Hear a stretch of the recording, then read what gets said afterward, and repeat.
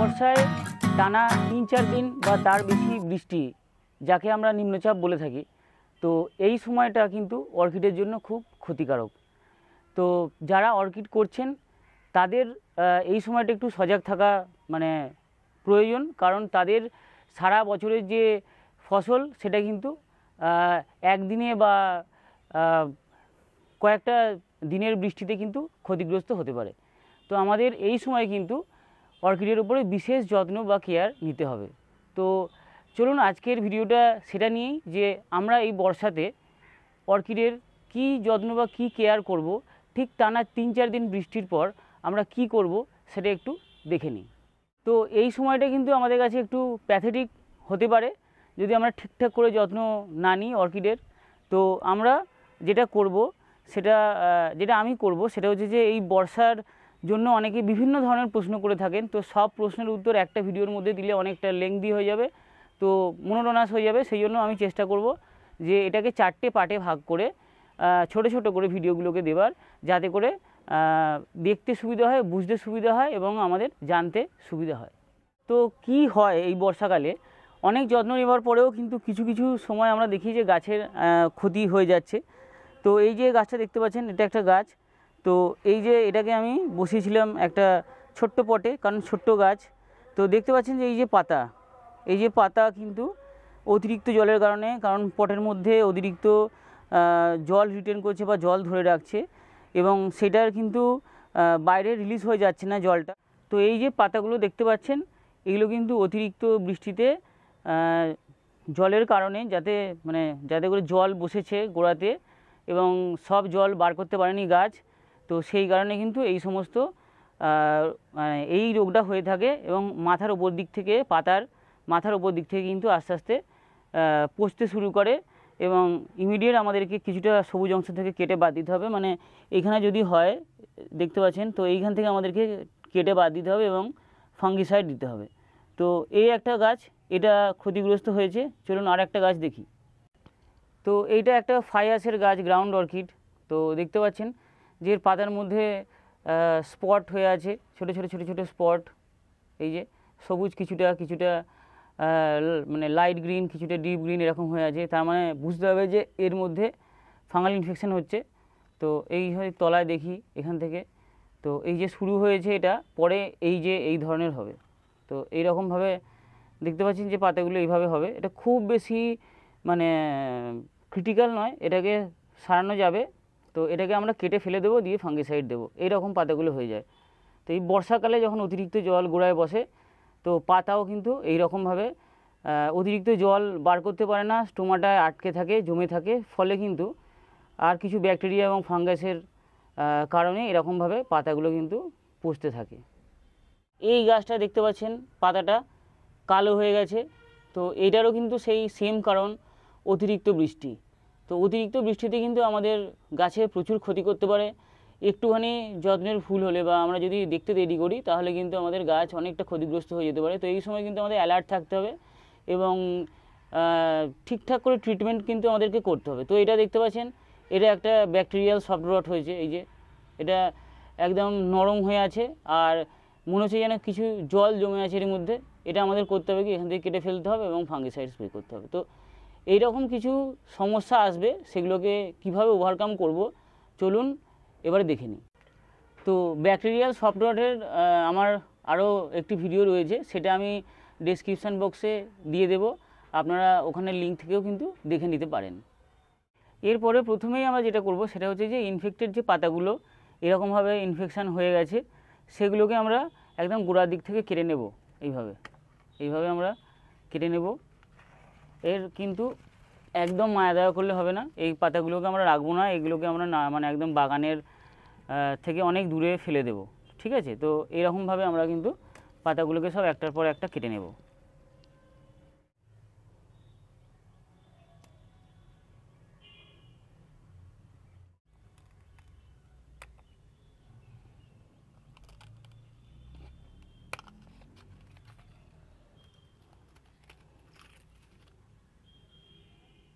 অন্য সময় যখন কোনো একটা স্পেসিফিক গাছের রোগ হয়, বা ফাঙ্গাল বা ব্যাকটেরিয়াল ইনফেকশন হয়, অ্যাটাক হয়, তখন আমি বলি যে সেই গাছটাকে আলাদা করে আইসোলেশন করে তাকে আলাদা করে ট্রিটমেন্ট করতে এবং সেটাকে ফাঙ্গিসাইডেরই জল দেবো, কিন্তু অন্য কোনো জল দেবো না। তো এক্ষেত্রে কিন্তু সম্পূর্ণ আলাদা।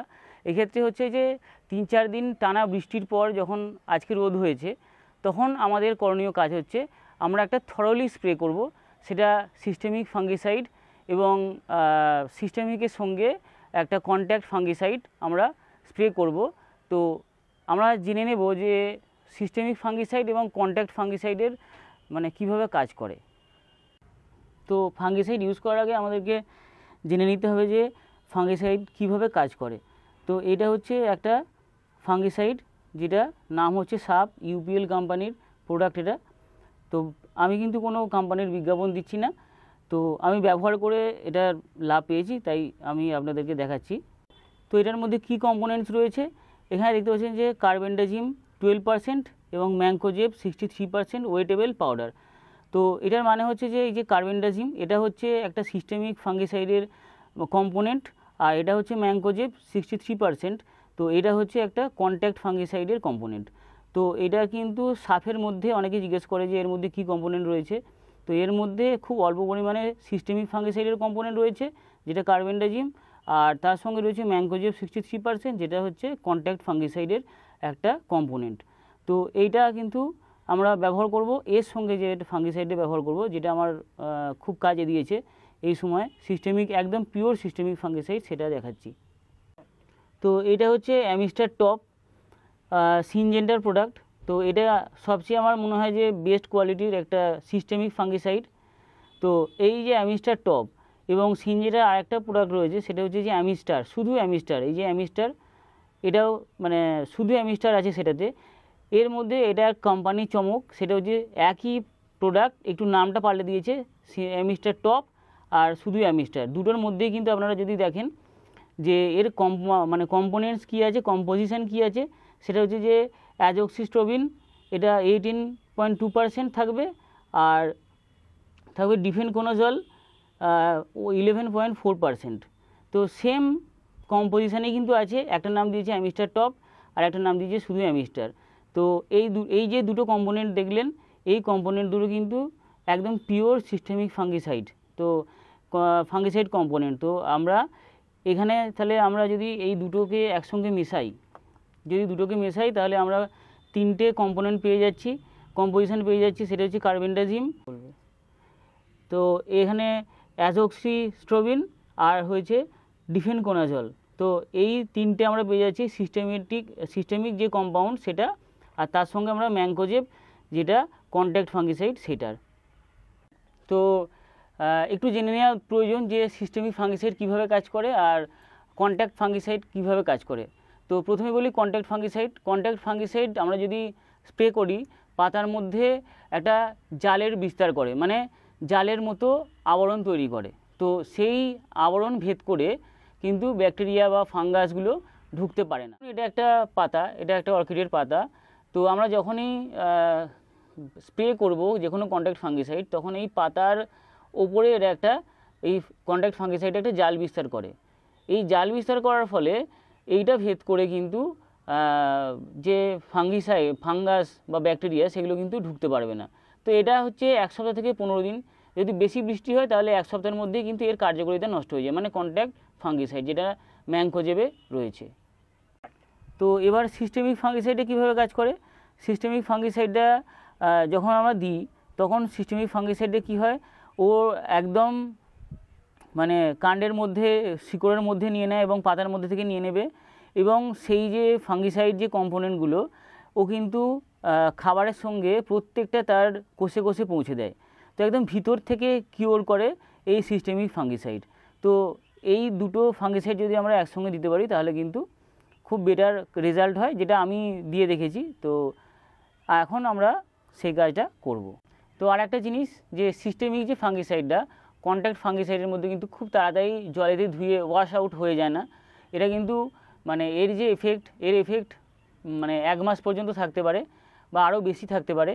তো এই জন্য কিন্তু সিস্টেমিক ফাঙ্গিসাইডটা আমাদের এই সময় প্রয়োজন রয়েছে, কারণ টানা বৃষ্টি হবে, কন্ট্যাক্ট ফাঙ্গিসাইড যদি আমরা না দিতে পারি তাহলে কিন্তু সিস্টেমিক ফাঙ্গিসাইডটা 1 মাস পর্যন্ত কাজ করে দেবে।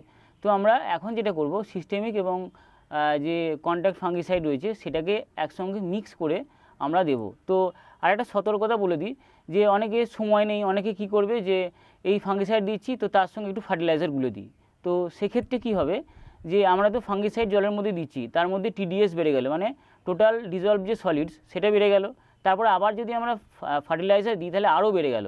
তো এত পরিমাণ যদি ডিজলভ সলিডস হয় গাছের পক্ষে কিন্তু অ্যাবজর্ব করতে সমস্যা হয়। তো সেখানে আমরা কিন্তু যখন ফাঙ্গিসাইড দিচ্ছি ফাঙ্গিসাইডটাই দিই, আর যখন আমরা ফার্টিলাইজার দেবো তখন আমরা ফার্টিলাইজারটা আলাদাভাবে দেবো। সময় কম বলে কিন্তু আমরা গাছেতে অবহেলা করতে পারবো না। তো এই যে আমরা ফাঙ্গিসাইডটা ব্যবহার করব, তো আমরা যেমন কথা বলতে পারি যে আমার গা হাত পা যন্ত্রণা হচ্ছে বা আমার ঘুম পাচ্ছে বা খিদে পাচ্ছে, আমরা বলতে পারি, গাছ কিন্তু সেটা বলতে পারে না।